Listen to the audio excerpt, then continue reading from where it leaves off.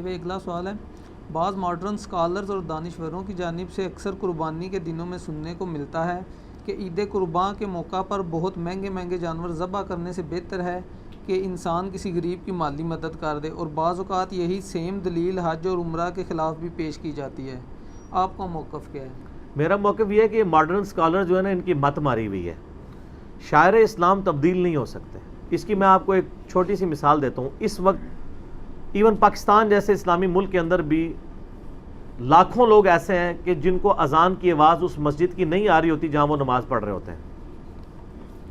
جب سے ایک سپیکر کا حکم ہوا تھا، اب تو خیر وہ 4 کر لیے انہوں نے، تو ہم لوگ ظہر کی نماز اذان سن کے نہیں پڑھتے ہیں۔ ہمیں پتہ ہوتا ہے کہ مسجد میں 1 بجے جماعت ہے، فلاں مسجد میں 1:30 بجے ہے، ہم گھڑی کو دیکھ کے جا رہے ہوتے ہیں۔ پریکٹیکلی اس وقت اذان کی ضرورت باقی نہیں رہی ہے، اور یورپ امریکہ میں تو ویسے ہی اذان کی آواز باہر نہیں آتی، لوگ گھڑیوں کو دیکھ کے جمعے کے لیے نماز کے لیے جاتے ہیں۔ تو کیا اذان بند کر دیں گے؟ نہیں، وہ اسلام کے شعائر اللہ میں داخل ہے، وہ آپ چینج نہیں کر سکتے۔ جس طرح کہ صحیح بخاری میں آتا ہے کہ یہ رمل جو ہے طواف کے پہلے 3 چکروں میں، جو عمرے والا طواف ہوتا ہے احرام کی حالت میں، 3 چکروں میں آپ اکڑ کے چلتے ہیں، اس لیے کہ مشرکین عرب کہتے تھے کہ مدینہ بیماریوں کی سرزمین ہے، صحابہ آئیں گے تو بیمار ہوئے ہوں گے، تو نبی علیہ السلام نے حکم دیا کہ ذرا اکڑ کے چلنا ہے تاکہ پتہ چلے کہ مسلمان صحت مند ہے۔ لیکن اب تو اس کی کوئی ضرورت باقی نہیں ہے، لیکن آج بھی مرد نے چھوٹے چھوٹے قدم اکڑ کے اور فاسٹ چلنے ہوتے ہیں، وہ سنت زندہ ہے۔ صفا مروہ کی جو صحیح ہے، یہ کیا تھی؟ سیدہ ہاجر تھی نا، جو یہ ہاجرہ لفظ غلط ہے، ہاجر لفظ ہے، وہ دوڑی تھی پانی کے لیے، لیکن وہ اللہ نے کہا ان الصفا والمروہ من شعائر اللہ، صفا مروہ بھی اللہ کی نشانی ہے۔ حتیٰ کہ سورہ حج میں ہے کہ جو ہدی کے جانور ہیں، جو حج کے لیے قربانی کا جانور جاتا ہے، وہ بھی شعائر اللہ میں داخل ہے، حالانکہ وہ جانور ہے، شعائر اللہ میں داخل ہے، اللہ کے ساتھ اس کی نسبت ہو گئی ہے۔ بالکل اس طریقے سے یہ اسلام کے شعائر ہیں، ان کو آپ چینج نہیں کر سکتے۔ حتیٰ کہ اتنی سخت حدیث ہے سنن ابن ماجہ میں، المستدرک الحاکم میں، کہ نبی علیہ السلام نے فرمایا جو استطاعت کے باوجود عید کی قربانی نہیں کرتا وہ ہماری عیدگاہوں سے دور رہے۔ یعنی ایک ضعیف روایت بھی ہے کہ عید والے دن اللہ تعالیٰ کو خون بہانے سے بڑھ کے کوئی اور عمل عزیز نہیں ہے، لیکن وہ روایت ضعیف ہے، لیکن اپنے اصول میں یہ بات ٹھیک ہے، کیونکہ صحیح مسلم میں آتا ہے کہ نبی علیہ السلام نے جو آخری حج کیا تھا 100 اونٹ مولا علی کے ذریعے یمن سے منگوائے تھے، اور صحیح مسلم کے الفاظ ہیں کہ 63 اونٹ آپ نے اپنے مبارک ہاتھوں سے نہر کیے، کیونکہ آپ کی عمر مبارک 63 تھی، ہر سال کے حساب سے 1 اونٹ دیا، اور باقی 37 مولا علی نے کیے۔ تو نبی علیہ السلام تو قربانی کا اتنا اہتمام کرتے تھے، آپ نے کسی نے نہیں آپ کو مشورہ دیا کہ سر 63 اونٹوں کی کیا ضرورت ہے، اور 1 اونٹ آج 2.5-3 لاکھ روپے کا، کروڑ روپے کا اونٹ آپ نے اس وقت جو ہے وہ قربان کر دیے۔ تو یہ شاعر کو آپ چینج نہیں کر سکتے۔ البتہ اس کا ایک پہلو درست ہے کہ ایک بندے نے ایک حج کیا بڑی مشکل سے پیسے جوڑ کے، بس ٹھیک ہے، وہ حج تمتع کر لے، ایک ہی سفر میں حج اور عمرہ جمع کر لے۔ اب پورا سال پیسے جوڑتے رہنا اور پھر عمرے پہ چلے جانا، پھر پیسے جوڑتے رہنا پھر عمر پہ جانا، یہ ایک عام آدمی کو زیب نہیں دیتا۔ اگر کوئی امیر آدمی ہے اور وہ ہر سال عمرہ اور حج افورڈ کر سکتا ہے اور غریبوں پہ بھی خرچ کرتا ہے، وہ ضرور کرے۔ ایک عام آدمی کا کیا کام ہے کہ وہ پورے سال پیسے اس لیے جوڑے کہ جا کے وہ خود مکہ مدینے کی سیر کر کے آئے؟ اینڈ رزلٹ تو مجھے نیکیاں چاہیے نا۔ اگر آپ کو ہزاروں حج اور عمرے کے برابر نیکیاں فرض حج کو چھوڑ کے، اس کا تو برابر کوئی نہیں ہو سکتا۔ وہ تو بخاری مسلم میں حدیث ہے، اسلام کی بنیاد 5 چیزوں میں ہے، 5 چیزوں پہ۔ نمبر 1 کلمہ، نمبر 2 حج، نمبر 2 جو ہے وہ نماز، نمبر 3 زکوٰۃ، نمبر 4 جو ہے رمضان کے روزے، اور نمبر 5 حج۔ ایک حج تو فرض ہے، میں نفلی حج کی بات کر رہا ہوں، کوئی اس کو پکڑا نہ لے بعد میں۔ کیوں خام خواہ پیسے جوڑ رہا ہے اس کام کے لیے؟ وہ پیسے کسی غریب کے اوپر لگائے اگر اس نے فرض حج کر لیا ہوا ہے، اور اس سے زیادہ ثواب کما لے، کیونکہ اینڈ رزلٹ تو ثواب ہے نا۔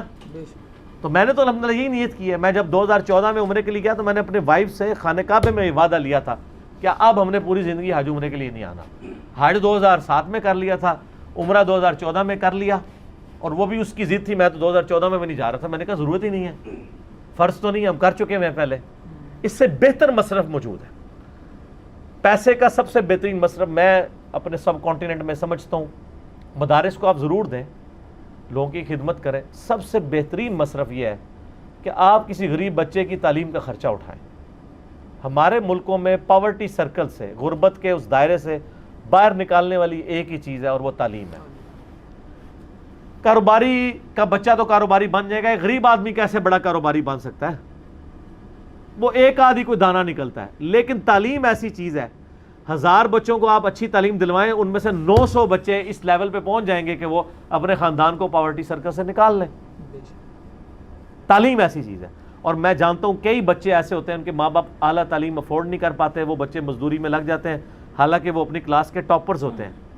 ایسے بچوں کو تلاش کریں, ان کی فائنینشیل مدد کریں, کتابیں فیسوں کا ارینجمنٹ کریں, تو آپ ایک پورے کے پورے خاندان کو غربت کے سرکل سے باہر نکال لیں گے. تعلیم کے علاوہ کوئی ذریعہ نہیں. تو آپ یہ مصرف رکھیں, یہ بھی رکھیں.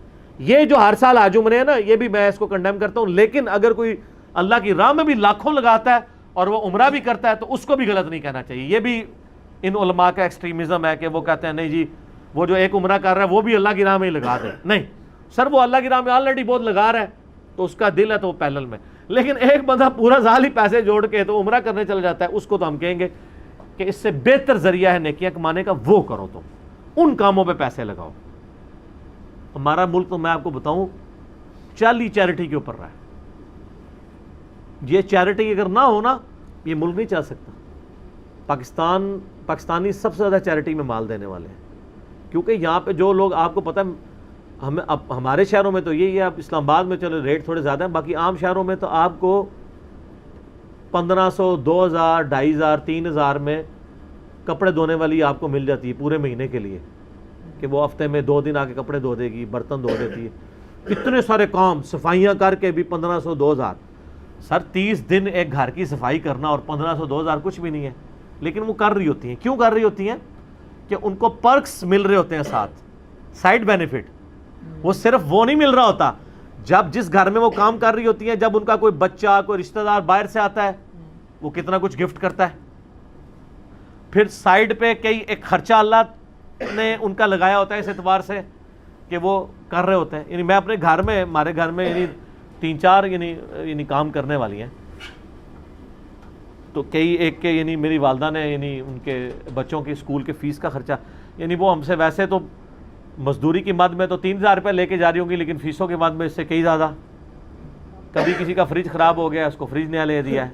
تو یہ سائڈ بینیفٹس بھی چل رہے ہوتے ہیں, چیریٹی پہ چل رہا ہوتا ہے. میں یہ مطلب کوئی مشہوری کے لیے نہیں, ویسے آپ کو میں ایگزامپل کے طور پہ ایک بات پیش کر رہا ہوں کہ پیسے حج عمروں کی بجائے ان کاموں میں لگائیں. البتہ جو بندہ بہت امیر ہے, حج عمرہ بھی افورڈ کر سکتا ہے اور غریبوں کو بھی دے سکتا ہے, اس کے حج عمرے پہ پابندی نہ لگائیں اور اس کو یہ تانا نہ دیں کہ تو کیوں ہر سال حج پہ چلا جاتا ہے.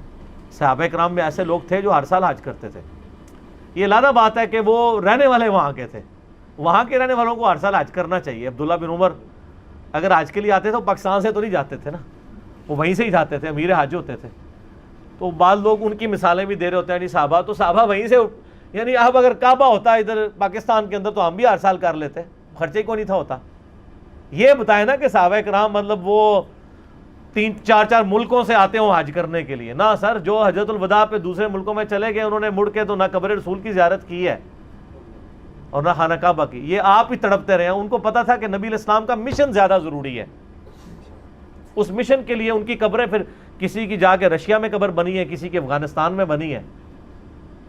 آپ ویسے کہتے رہتے ہیں کہ ہم مدینہ شریف میں جا کے دفن ہوں, اچھی خواہش ہے, لیکن اس سے بڑی کاز یہ ہے کہ آپ نبی علیہ السلام کے مشن کے لیے محنت کریں. ٹھیک ہوگی جی.